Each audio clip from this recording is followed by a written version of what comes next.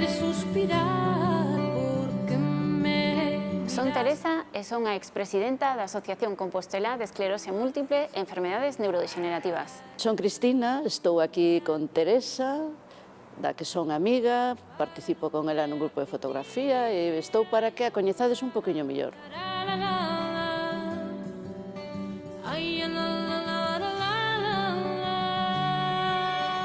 Teresa, como foi que chegaches á CEM?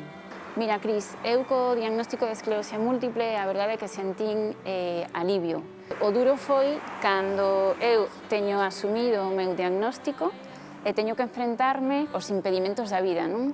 A sorte que tive é que acerqueime á Asociación de Esclerose. Aí é onde encontrei respostas a todo o que necesitaba, de maneira que eu non me sinta unha carga, senón que aporto e se meu entorno é feliz, eu síntome que podo ser feliz.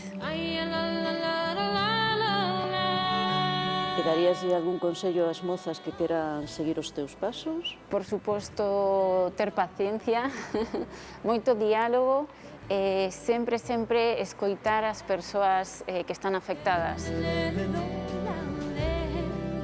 Penso que Compostela é un soño porque é unha vila pequena e ten unha oferta para a cidadanía que a verdade é unha gozada.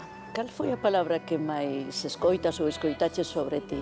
Gústame moitísimo escoitar que son imparable, que son xenerosa, que son perfeccionista para conseguir os meus obxectivos. Como te sentes ao recibir o recoñecemento da cidade? Sinto moitísima alegría, xa non por recoñecer a miña labor, senón porque hoxe represento a todas as mulleres con discapacidade que loitan polos dereitos de todas as persoas.